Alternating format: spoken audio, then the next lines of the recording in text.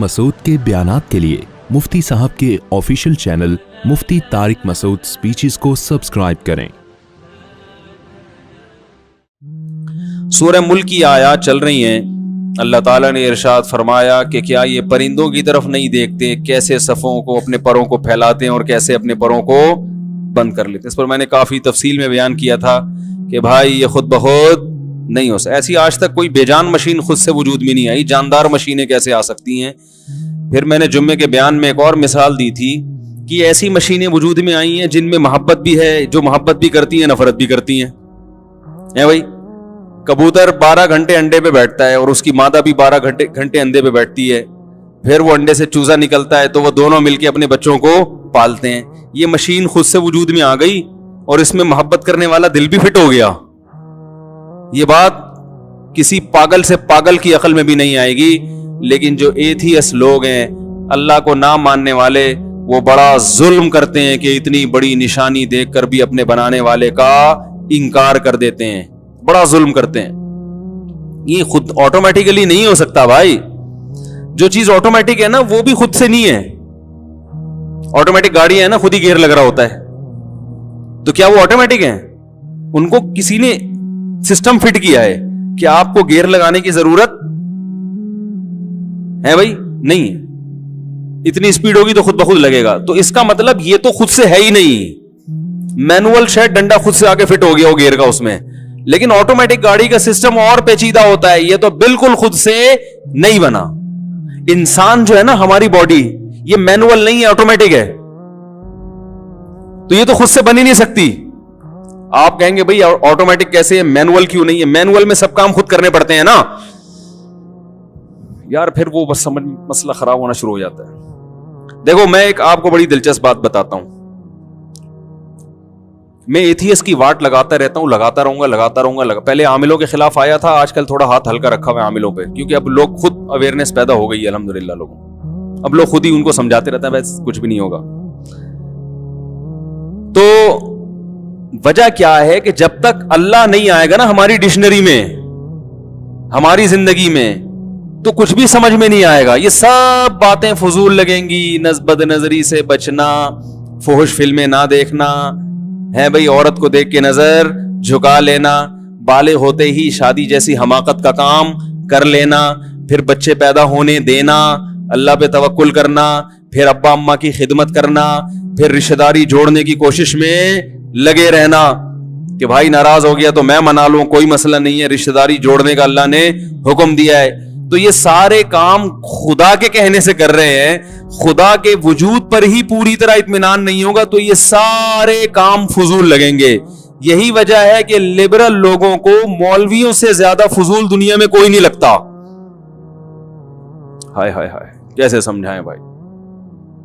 जो लिबरल लोग हैं ना, ज्यादा पढ़े लिखे, उन्होंने हर चीज पढ़ी हुई होती है, फिजिक्स पढ़ी, केमिस्ट्री पढ़ी, मईशत पढ़ी, पता नहीं क्या क्या पढ़ लिया, अल्लाह को पढ़ा ही नहीं उन्होंने। तो उनको फिजिशियन भी समझ में आ रहा था, जो मेडिकल डॉक्टर होता है ना, जो डॉक्टर होता है मेडिकल, वो डॉक्टर भी समझ में आ रहा होता है उनको, एक साइंटिस्ट भी समझ में आ रहा होता है उनको, मौलवी समझ में आ ही नहीं रहा होता। कह नहीं पता नहीं किस किस्म की बातें करते हैं, कब्र की और आसमान के ऊपर की और जन्नत दोज़ख, मरेंगे। अबे भाई तू जिंदा है, पहले इसका तो हल करो मसाइल। और उनको भी समझ में नहीं आ रहा होता और आम मुसलमानों को भी समझ में नहीं आ रहा होता, इसी वजह से कि वो उसी से मुतासिर है। सारा दिन यूनिवर्सिटियों में इसी किस्म के लोगों से वास्ता पड़ता है आपका। अल्लाह रसूल की बात खत्म। सारा दिन पढ़ाते रहेंगे, दुनिया पढ़ाते रहेंगे। ठीक है, दुनिया को किसने मना किया पढ़ने से? जिसने दुनिया बनाई है उसको भी तो पढ़ो ना। उसको किस तरह से पढ़ते हैं, कुरान का क्या हाल किया हुआ है। उसको बस वो मुर्दों के इसाले सवाब के लिए पढ़ा जा रहा है। ये नाजिल हुआ था जिंदों के लिए है। देखो जो मर गए ना उनके बारे में कुरान कह रहा है तिलका उम्मतुन कद खलत। अभी मैं इंसान का बताऊंगा, मैनुअल है या ऑटोमेटिक, ये मैंने मिसाल दी, भूल ना जाऊं। जो मर गए ना, मर गए, उनके बारे में कुरान कहता है तिलका उम्मतुन कद खलत, ये कौम है जो गुजर गई, छोड़ दो। देखो बनी इसराइल के वाकयात अल्लाह ने कुरान में सुनाए। उन्होंने हजरत मूसा को यूं सताया, फिर ऐसे किया, फिर ऐसे किया, फिर अल्लाह ने اللہ نے ایک فرمایا کہ ایسا نہ ہو کہ کہیں یہ بنی اسرائیل میں الجھ کے رہ جائیں, اسی کو موضوع بحث بنا لیں. بنی اسرائیل ایسے تھے, انہوں نے موسیٰ علیہ السلام کو ستایا تھا, وہ گائے نہیں ذبح کی ان کمبختوں نے کوہ طور پہ موسیٰ علیہ السلام نے بلایا, اللہ کی آواز سن کے بھی کمبختوں نے انکار. ایسا نہ ہو ان کا ٹاپک یہی ہو. اس لیے اللہ نے فرمایا تلک امۃ قد خلت, ایک قوم تھی جو گزر گئی. ہم ان کے واقعات اس لیے نہیں سنا رہے ایک ہسٹری بیان کرنے کے لیے کہ تمہاری نالج میں اضافہ ہو. گزر گئی وہ قوم. لہا ما کسبت, جو کمانا تھا انہوں نے کما لیا. وَلَكُمْ مَا كَسَبْتُمْ, تم زندہ ہو. ہم تم سے خطاب کر رہے ہیں, تمہارے لیے یہ واقعات بیان کر رہے ہیں کہ تم جو کرو گے اس کا بدلہ تمہیں ملے گا. تو اس قوم سے عبرت حاصل کر کے اپنی لائف کو درست کرو. پتا چلا کہ قرآن مردوں کے لیے نہیں ہے, قرآن زندوں کے لیے. ایسا ہی ہے نا, تو زندہ آدمی کم بخت اس کو پڑھ ہی نہیں رہا, پڑھتا ہے تو وہ اختلافی مسائل میں یہ والی آیت سے فرقہ واریت ثابت ہو رہی ہے, یہ والی آیت سے. یہ جو اپنے مطلب کی آیتیں نا, جن سے مطلب ان کا نکلتا بھی نہیں ہے, کھینچ تان کے ادھر لے کے جا رہے ہیں ان آیت. میں نے جمعے میں پورا بیان کیا نا کہ وہ قرآن کہتا ہے کہ انہوں نے مختلف فرقے بنا لیے ہیں, تو وہ میں نے آیت کو ڈیفائن کیا. وہ فرقوں کا یہ مطلب نہیں ہے جو یہ لوگ بیان کرتے ہیں. اس سے مراد ہے جو آپس میں لڑتے ہیں لسانیت کی بیس پہ, قومیت کی بیس پہ. تو پڑھتے ہی نہیں ہے قرآن کو اس نیت سے کہ ہمارا ایمان تازہ ہو, اس نیت سے پڑھتے ہی نہیں ہے. قرآن کو بالکل نیوٹرل ہو کے پڑھنا چاہیے, بالکل نیوٹرل ہو کے, پھر پتا چلتا ہے کہ قرآن کیا کہہ رہا ہے. بعض لوگ کیا ہیں کہ ان پر ایک چیز مسلط ہو گئی, تو وہ جب قرآن کا درس دیتے ہیں نا, تو وہ گھما پھرا کے ہر چیز کو وہیں لا رہے ہوتے ہیں. وہ اپنے نظریات یعنی گویا قرآن پہ تھوپ رہے ہوتے ہیں, پھر وہیں سے اخذ کر کر کے آپ پہ فٹ کر رہے ہوتے ہیں. تفسیر ابن کثیر ہے, بڑی زبردست تفسیر, وہ پڑھا کریں. جس کا قرآن سمجھنے کا ارادہ ہو تو کیا پڑھیں, اردو ترجمہ بھی ملتا ہے, بڑی خاندانی تفسیر ہے.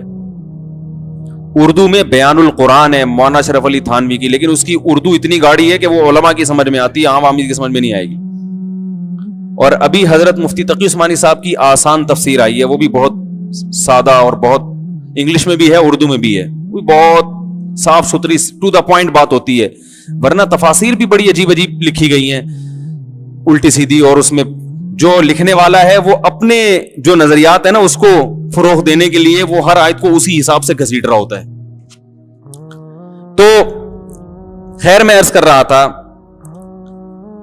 کہ اللہ تعالی نے انسان, ہمارا جو سسٹم ہے نا آٹومیٹک ہے, مینول نہیں ہے. جیسے گاڑی ایک مینول ہوتی ہے اور ایک آٹومیٹک میں خود بخود گیئر لگ رہے ہوتے ہیں اسپیڈ کے حساب سے. جیسے آپ کی اسپیڈ 40 سے بڑھے گی, چوتھا پانچواں گیئر خود بخود لگ جائے گا. تو یہ زیادہ پیچیدہ ہے نا. ارے ایک ہے وہ ڈنڈے سے آپ گیئر کو آگے گھماؤ, پہلا گیئر, پھر آپ نے کڑک کر کے پیچھے کھینچا دوسرا, تیسرا, اس میں کبھی غلطی بھی ہوتی ہے انسان سے. پتا چلا جی میں تو مینول گاڑی بہت چلائی ہے نا میں نے, تو میں تو بعض دفعہ چوتھے اور پانچویں میں زیادہ فرق نہیں پتا چلتا انسان کو, تو بعض دفعہ احتیاطاً دوبارہ سے پانچواں لگا رہا ہوتا ہے آدمی. کہ ایسا تو نہیں ہے تیسرا ہو اور ہم اس کو پانچواں سمجھ رہے ہوں, ہوتا ہے نا بھائی. ایسا نہ ہو کہ یہ تیسرا ہو ہم اس کو کیا سمجھ رہے ہوں, گاڑی کی واٹ لگ جائے, تیسرے گیئر پہ ہم بھگا رہے ہیں گاڑی اتنی.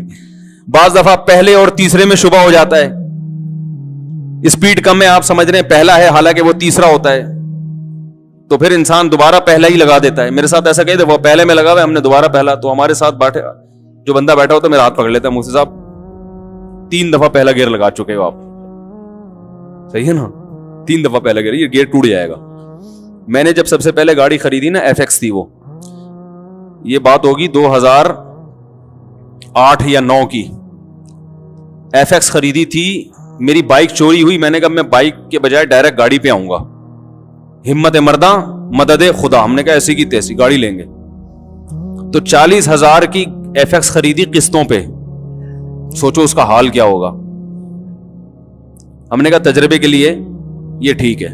40,000 کی ایف ایکس خریدی, 3,000 روپے ماہانہ قسط تھی اس کی.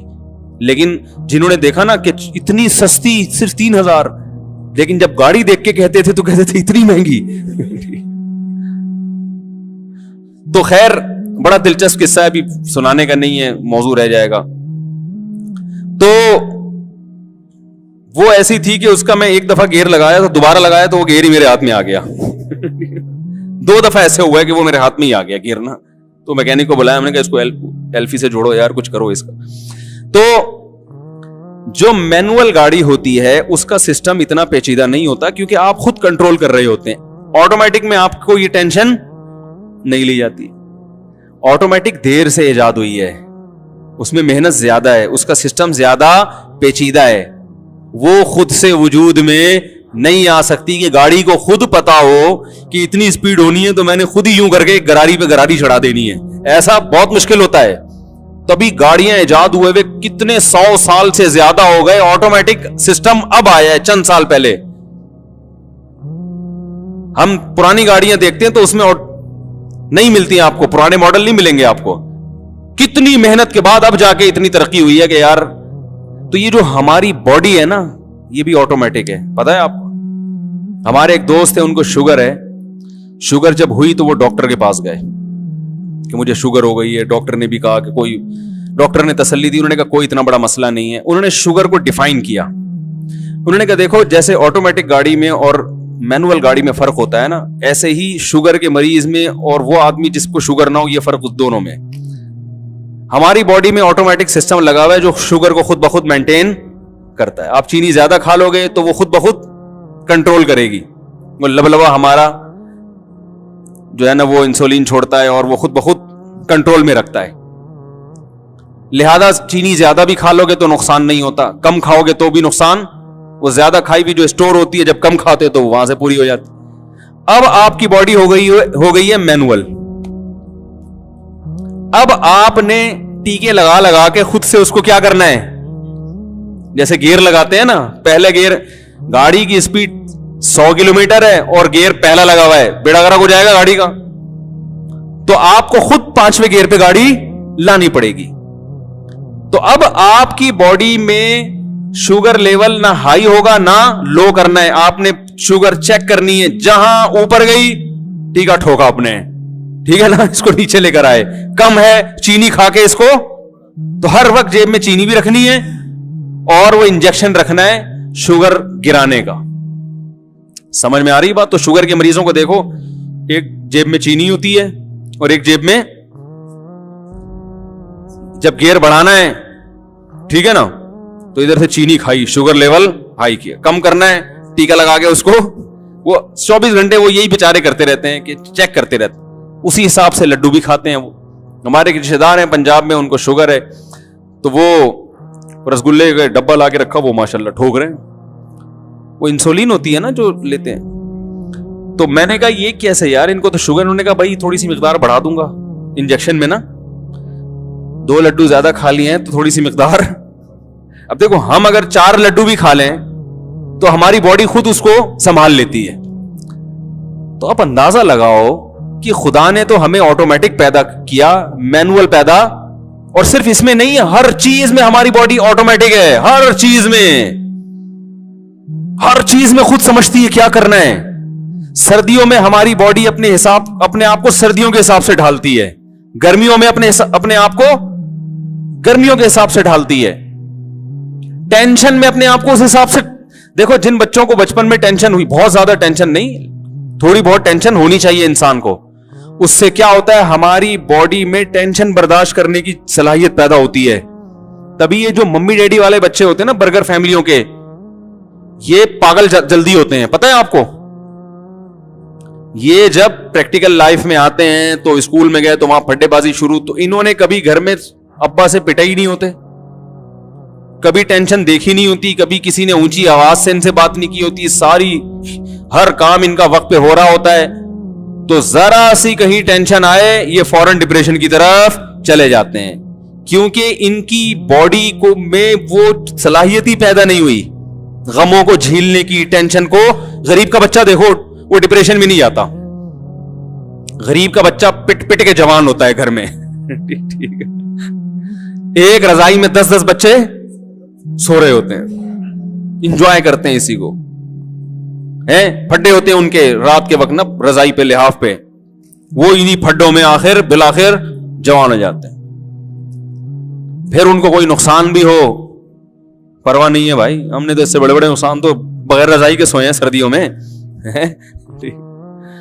तो अल्लाह ताला ने इंसान को ऐसा बनाया, तभी मैं कहता हूं कि लड़कों को लड़कों में रखा करो, थोड़ा सा फड्डेबाजी भी करने दिया करो, बहुत ज्यादा छुई मुई ना बनाओ। जिंदगी बड़ी खतरनाक गुजरती है इंसान की, मुस्तकबिल में बड़ी बहुत आजमाइशें आती हैं। इतना ज्यादा छुई मुई बना देना उसको, ये उसके लिए नुकसानदेह है। माएं बाज दफा अपने बच्चों पे बिल्कुल भी सख्ती नहीं करती। बच्चे को मां से तो कम से कम पिटते रहना चाहिए वक्तन फवक्तन। बाप की मार फिर ज्यादा डेंजरस हो जाती है, वो ज्यादा सख्त हो जाती है। मां से जो बच्चा पिटता है ना, वो बहुत अच्छा बनता है, बिल्कुल तमीज से जिंदगी गुजारता है। जो माएं जरा कंट्रोल रखती हैं, सख्ती करती हैं बचपन में, बड़े होकर नहीं, फिर बचपन में। मैं एक घर गया, मैंने देखा छोटा बच्चा 7 साल का लड़का झाड़ू लगा रहा है और उसको छोटा भाई पोछा लगा रहा है। बड़े मैंने कहा ये क्या, मां का रोब है। मां ने बोला आज मेरी तबीयत खराब है, चलो। वो बेटे क्या कर रहे हैं? मुझे बड़ी खुशी, मैंने कहा यार ये तो बड़ी अच्छी तरबियत हो रही है ना। अब सारी जिंदगी थोड़ी पोछा लगाएंगे, लेकिन एक बात है ना, घर को संभालना आ गया उनको, मां ने सख्ती की हुई है। तो अल्लाह ताला ने हमारे जिस्म को ऑटोमेटिक बनाया, ये हर चीज में अपने आप को खुद ही इसी हिसाब से क्या करता है, बीमारियों के खिलाफ पहले खुद लड़ता है। कितनी बीमारियां ऐसी हैं जिन्होंने हम पे हमला किया मगर हमें पता भी नहीं। ये जो डेंगी बीमारी है ना, डेंगी वायरस जो फैलता है, मच्छरों ने तो हम सबको काटा हुआ है। जो डेंगी मच्छर है, आप क्या समझते हैं आपको नहीं काटा होगा उसने? बहुत से लोगों को काटा है। बीमार 1% होते हैं, 99% क्या होते हैं, उनकी बॉडी रिएक्ट करती है, वो दिफा में लग जाती है। बिल्कुल ऐसा सिस्टम है जैसे इंडियन आर्मी जैसे ही बॉर्डर पे जाएगी, फौरन पाकिस्तान आर्मी भी की हरकत भी तेज हो जाती है ना, बल्कि इससे भी ज्यादा। वहां से कोई जहाज आएगा तो हमारे रेडार खुद ब खुद सिग्नल देना शुरू कर देंगे। बिल्कुल अल्लाह ने हमारी बॉडी को ऐसा बनाया। इधर से जरासीम हमला करते हैं, उन जरासीम से फाइट करने वाले जरासीम खुद गने तोपे लेके पहुंच जाते हैं लड़ाई करने के लिए। हकीकत है ये। अक्सर जीत जाते हैं, कभी कभार हार जाते हैं। मैंने डॉक्टर हारून याहिया की एक किताब पढ़ी, 15-20 साल हो गए, बड़ी जबरदस्त उसने इस पर बहस की थी कि कैसे हमारी बॉडी के जो जरासीम है ना, वो हमला करते हैं उन जरासीम के खिलाफ जो हमारी बॉडी के लिए नुकसानदेह होते हैं। उसने पूरी फिगर बना के पूरी एक रिपोर्ट लिखी थी, बड़ी दिलचस्प। बिल्कुल वही मंजर होता है जो मैदान जंग में होता है। कौन से जरासीम ने जाके फाइट करनी है वो भी बॉडी को पता होता है, ये वाले फेंको, ठीक है ना, कैसे लड़ना है, कितना लड़ना है। इतनी जबरदस्त फाइट होती है। और जैसे जब जीती हुई कौम एक दफा जब जीतती है तो उसका मोराल बुलंद हो जाता है, फिर अक्सर वो जीतती रहती है। और शिकस्त खुर्दा कौम की मुकद्दर में फिर क्या होती है, शिकस्त। बिल्कुल ऐसे ही है, जब एक बीमारी हमारी बॉडी पे हमला करे और हमारी बॉडी उस पर काबू खुद से पाले, एंटीबायोटिक के जरिए नहीं, खुद से काबू पाया उसने, वो बीमारी फिर क़यामत तक हमला करने के काबिल नहीं रहती। क्योंकि वो जरासीम एक दफा फाइट करके इतने पावरफुल हो चुके होते हैं कि वो कहते हैं, वो आस्तीन चढ़ा के बैठे रहते हैं, बोलते हैं भाई कोई और जरासीम आ जाए, जो अलग मुल्क की फौज आ जाए लड़ने के लिए, इस मुल्क की फौज अब दोबारा हमसे लड़ने के काबिल, वो कोई और बीमारी हमला कर देगी, ये वाली नहीं करेगी हमला। कितनी बीमारी, हेपेटाइटिस जिनको होता है, बॉडी पे जब हेपेटाइटिस का हमला होता है ना, तो हेपेटाइटिस के खिलाफ जो जरासीम है जब वो फाइट करते हैं, आपको पता भी नहीं चलता। वो फाइट करके अगर जीत जाएं तो क़यामत तक आपको दोबारा हेपेटाइटिस, बोलो भाई, नहीं हो, और आपको पता भी नहीं चलता। मेरी एक दफा मैंने वाकया सुनाया था ना, वो इंडस हॉस्पिटल में मैंने ब्लड दिया किसी को, कोई मरीज थे वो मांग रहे थे, मैंने ब्लड दे दिया। तो इंडस हॉस्पिटल वाले क्या करते हैं, ब्लड जब आप उनको देते हैं तो वो पूरी रिपोर्ट 12-15 हजार के टेस्ट भी फ्री में आपको करा के दे देते। तो उन्होंने मेरा टेस्ट वेस्ट करा के सबकी रिपोर्टें दे दी, मुझे नहीं दी। हम फोन करने, भाई हमारी भी रिपोर्टें दे दो। उन्होंने कहा बड़ी कोई डेंजरस रिपोर्ट आई है, कोई खतरनाक रिपोर्ट आई है। तो हमने इन्ना लिल्लाहि व इन्ना इलैहि राजिऊन एहतियातन, हमने कहा ये बता नहीं रहे शायद, तो भाई सारे कर्जे वर्जे जो भी जिसका लेना देना है, जो भी हिसाब किताब है भाई, और तैयार। हमने कहा यार ये कुछ खतरनाक रिपोर्ट आई है जो ये छुपा रहे हैं कि भाई मुफ्ती साहब कहीं डर ना जाएं या कोई परेशान ना हो जाएं, छोटे छोटे बच्चे हैं। तो ये सब चीजें सोच के, क्योंकि रिपोर्ट दे नहीं रहे और बता रहे हैं कि यार कुछ मसला है। तो खैर जी, हमने तो इन्ना लिल्लाहि व इन्ना इलैहि राजिऊन पढ़ ली। हमने कहा اب ظاہر ہے خیال آتا ہے یار تو پھر اپنے آپ کو تسلی بھی دے رہے ہیں اب مر جائیں گے نا, کیا ہو گیا, مر جائیں گے نا. اچھا ہے پہلے پتہ چل گیا, توبہ استغفار اور جو ہے نا ایک آخری 4 شادیوں پہ زبردست بیان کر کے مر جاؤں گا, کوئی مسئلہ نہیں. ابھی تو ڈر ہوتا ہے, عورتیں پریشان ہوتی ہیں, لوگ ملامتیں کرتے ہیں, تو مر جائیں گے تو جو مرضی کرتے رہو بھائی تم. تو میں نے کہا کوئی مسئلہ نہیں, آخری بیان میرا غیرت کے تانے دوں گا, بے غیرت معذرت کے ساتھ کہ تمہیں شرم نہیں آتی یار, اتنا ہو گیا بولتے ہوئے اب تو میں نے کہا یہ کر گئے اور روحانی عاملوں کی طبیعت سے دھو گے نا ان کو, جو میرے جن کو میں سمجھتا ہوں معاشرے کی ضرورت ہے. وہ خیر انہوں نے پھر رپورٹ دی, انہوں نے کہا بھائی مسئلہ یہ تھا کہ وہ یہی ہوا تھا کہ آپ پہ ہیپاٹائٹس کا حملہ ہوا تھا, لیکن وہ اللہ کا شکر ہے وہ آپ کی باڈی نے ہی وہ خود سے ایسی وہ چیزیں پیدا کی ہیں کہ وہ اس کو دبا دی. انہوں نے کہا اب آپ کو مبارک ہو, انشاءاللہ آپ پہ ہیپاٹائٹس کا حملہ کبھی بھی انشاءاللہ نہیں ہوگا, آپ کی باڈی میں دفاع اتنا پیدا ہو گیا ہے کہ وہ آپ پہ نہیں ہوگا انشاءاللہ. تو کہہ رہے وہ یہ تھا ذرا ہمیں اس میں دیر لگ رہی تھی اس لیے. اب دیکھو مجھے تو پتہ ہی نہیں کب حملہ ہوا ہے. جیسے آپ جب گاڑی کی سپیڈ بڑھاتے ہو تو آپ کو نہیں پتا چلتا کہ چوتھا کب لگ رہا ہے اور 5واں گیئر کب لگ رہا ہے, بلکہ اس میں پھر بھی تھوڑا سا اندازہ ہو رہا ہوتا ہے. جو آٹومیٹک گاڑی ہے نا, جب اسپیڈ بڑھتی ہے تو ایک دم ہلکی ہو جاتی ہے گاڑی اس سے, لیکن یہاں تو اتنا بھی ایسا آٹومیٹک سسٹم ہے کہ رپورٹ سے پتا چلا کہ بھائی حملہ ہوا اور باڈی نے اس کا دفاع بھی کر لیا. ہمیں تو نہ حملے کا پتا چلا بھائی کب ہیپاٹائٹس کا مجھ پہ حملہ ہوا اور کب باڈی نے اس کے خلاف فائٹ کر کے اس پہ قابو پایا. ہمیں تو یہ رپورٹ نہ آتی تو قیامت تک پتا بولو بھائی نہیں چلتا. انہوں نے کہا آپ کو نہیں ہوگا انشاءاللہ, اور نہ آپ کو جھوٹا پیا آپ کا اس کو بھی نہیں ہوگا. انہوں نے کہا یہ ایسے نہیں لگتی, یہ خون سے لگتی ہے بیماری. انہوں نے کہا لیکن آپ نے بلڈ کسی کو دیا اور اس کی باڈی میں یہ جراثیم جائیں گے اور اس کی باڈی نے اگر فائٹ نہیں کر سکا تو اس کو ہو جائے گا, اس لیے آپ ساری زندگی کسی کو بلڈ نہیں دے سکتے, بس یہ پابندی ہے آپ پر اور کوئی پابندی نہیں ہے. ہم نے کہا چلو عزت رہ گئی, ورنہ ہر دوسرے دن کو ایسا بلڈ چاہیے, نہیں دو تو لوگ بولتے ہیں کہ یار ادھر بیان کرتے ہیں انسانیت کی خدمت ہے.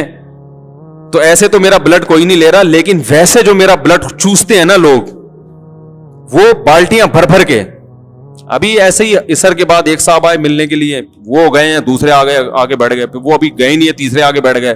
ابے بھائی کس سے کیسے ملے یار آدمی, اللہ کے بندو تھک جائے گا. اس طرح سے الحمدللہ چوس رہے ہیں خون.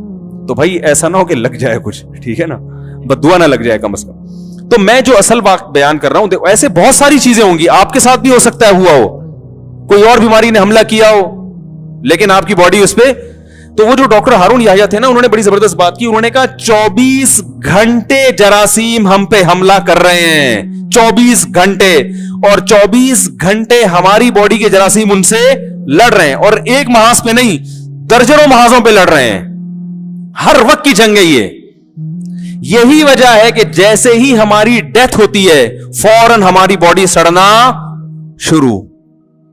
کیوں؟ اس لیے کہ اب جب باہر کے جراثیم حملہ کرتے ہیں تو اندر کے جراثیم حملہ کرنے کے قابل نہیں رہتے. 24 گھنٹے میں لاش سے سڑی ہوئی بدبو آنا شروع ہو جاتی ہے.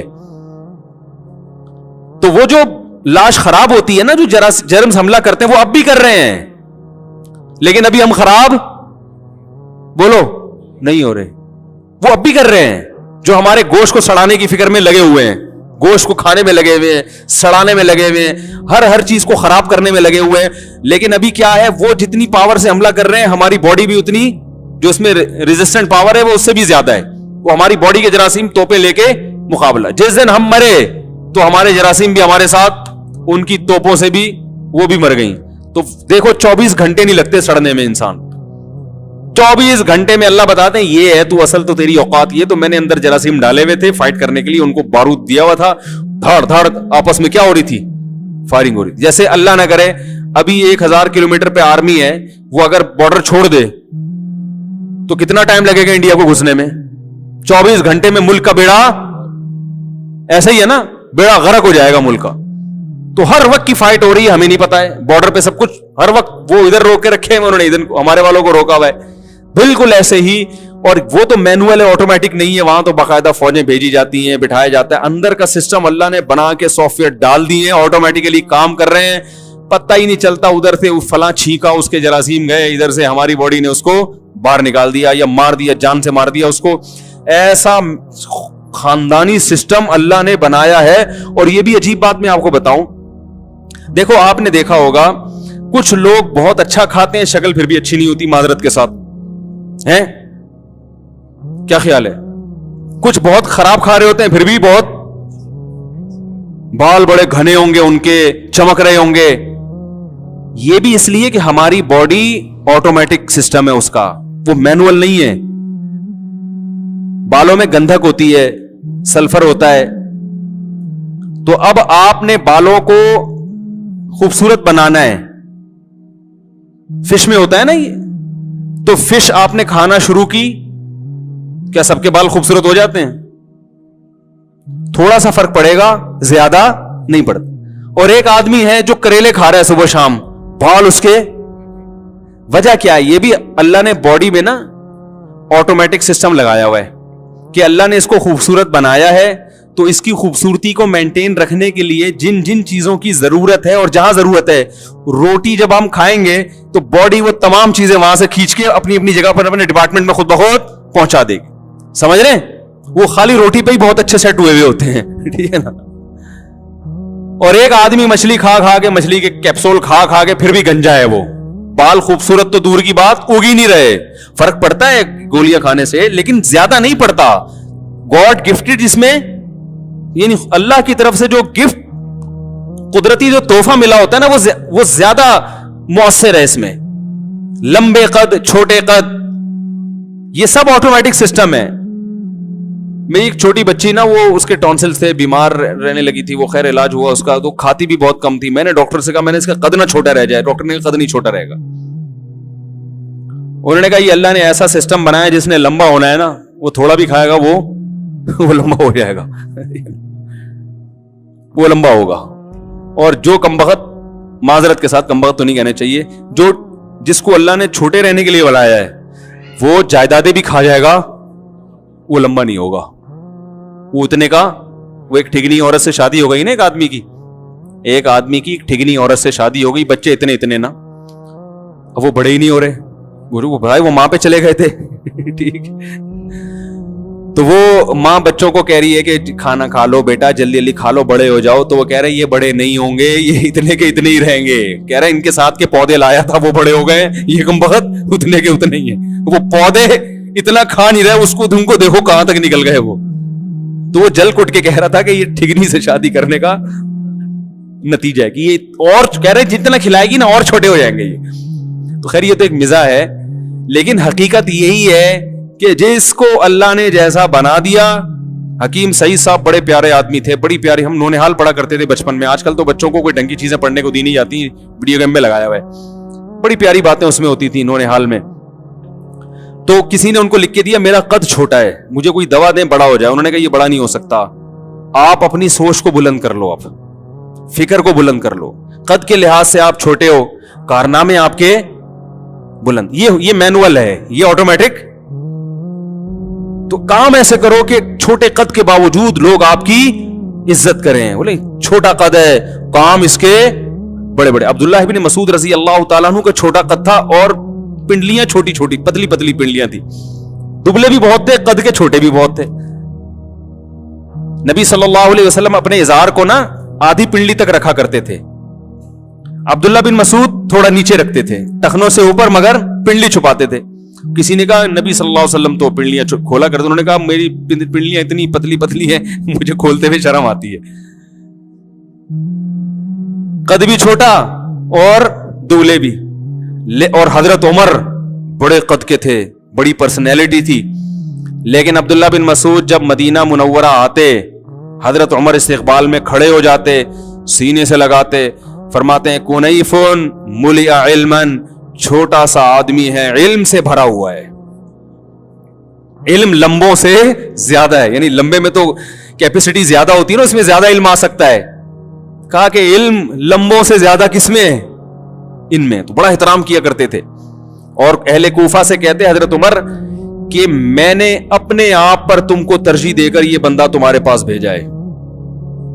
یعنی ایسے صاحب علم کی مجھے ضرورت تھی مگر میں تمہارے لیے قربانی دے رہا ہوں کہ جس کو میرا دل چاہتا ہے اپنے پاس رکھو وہ میں تمہیں دے رہا ہوں, یہ میں قربانی دے رہا ہوں. کتنے چھوٹا حضرت بلال حبشی کو دیکھ لو, سیاہ رنگ تھا, موٹے ہونٹ تھے, لیکن آج جب ان کا نام زبان پہ آتا ہے کیسی محبت دل میں پیدا ہوتی ہے. تو کارنامے کیا تھے؟ سفید تھے. سمجھ میں نہیں آ رہی بات؟ تو اللہ تعالیٰ نے ہمارے جسم کو بنایا ہے آٹومیٹک. لمبے بال ہیں تو وہ ہوں گے, وہ خود بخود ہماری باڈی جب ہم کھانا کھائیں گے ادھر سے جو جو چیزیں اس نے نکالنی ہے نا وہ نکول کے اپنی جگہ ٹھکانے لگا کے خود ہی فٹ کر رہی ہوتی ہے. لہذا ان چیزوں میں نا جو قدرتی چیزیں ہیں ان میں زیادہ کانٹ چھانٹ کی کوشش نہ کیا کریں. یہ زیادہ تھوڑے بہت ہو سکتا ہے بال گر رہے ہوں بیماری سے وہ کھا لیں آپ, کیا ہے یار وہ سربیکسی تھوڑی دن تک کھا لی وہ تھوڑا سا کور کر لے گی لیکن زیادہ نہیں کرے گی. لوگ 40 سال کے بعد کوشش کر رہے ہیں کہ بال سفید نہ ہو. وہ بھائی نہیں ہے, تھوڑے دن تک چلو کچھ مچھلیاں زیادہ کھا لیں تو کچھ دن تک تو ہو جائے گا, پھر ہو جائیں گے. وہی فطرت سے لڑنے کی کوشش مت کرو, یہ تو قدرت کی طرف سے ہوگا. ڈاکٹروں کے سفید ہو جاتے ہیں بال, دیکھو آپ جس ڈاکٹر کے پاس آپ جا رہے ہو نا میرے بال کالے کر دو, وہ خود سر اتار کے دیکھو تو کالا کولا لگا کے بیٹھا ہوا ہوگا, وہ تو ٹوپی اتار کے سر اتار کے نہیں. تو میں یہ عرض کر رہا ہوں دیکھو کہ مینوئل گاڑی کا سسٹم کم پیچیدہ ہوتا ہے, آٹومیٹک کا زیادہ. تو ہم کہتے ہیں یہ تو خود سے بن ہی نہیں سکتی. انسان کی باڈی آٹومیٹک ہے, ہمارے زخم خود بھرتے ہیں. کیا خیال ہے؟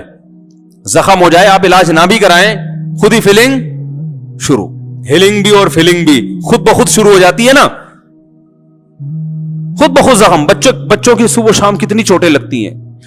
ایسے واقعات بھی آئے ہیں, ایک صاحب زخمی ہوئے, ان کے یہاں سے نا ایکسیڈنٹ میں ادھر سے دماغ کا تھوڑا سا حصہ نکل آیا, بھیجا نکل آیا. ڈاکٹروں نے کہا یہ مر جائے گا اور پیرالائز بھی ہو گئے. اللہ کی قدرت, کچھ دنوں کے بعد دماغ نے اپنی ڈینٹنگ پینٹنگ کا کام خود ہی شروع کیا. ریپیئرنگ خود بخود ہو رہی ہے, ہوتے ہوتے ہوتے ہوتے دماغ کا یہ حصہ خود بخود کام کرنا شروع ہو گیا. ڈاکٹر حیران ہو گئے یار یہ یعنی وہ جو حصہ پیرالائز ہوا تھا وہ ٹھیک ہو گیا. باڈی نہ خود بخود اپنے آپ کو ریپیئر کرنے میں بالکل ہی کچومر نہ نکلاؤ. اب ظاہر ہے انگلیاں کٹ کے ادھر چلی گئی, وہ ریپیئر ہو کے تھوڑی فٹ ہو جائیں گی. باڈی جس دن پریشان, جس دن کوئی زخمی ہوتی ہے اسی دن سے باڈی کے اندر خود بخود ریپیئرنگ کا کام شروع ہو جاتا ہے خود بخود. تو کیسا اللہ کا نظام ہے. بچہ پیدا ہوتا ہے ماں کی چھاتیوں میں آٹومیٹک دودھ آ جاتا ہے. تو بھائی یہ خود سے نہیں ہو سکتا. کیا خیال ہے بھائی؟ یہ خود بخود نہیں ہو سکتا, یہ ناممکن ہے. کوئی ہے بنانے والا, اور وہ بنانے والا ہم سے خطاب صرف قرآن میں کرتا ہے.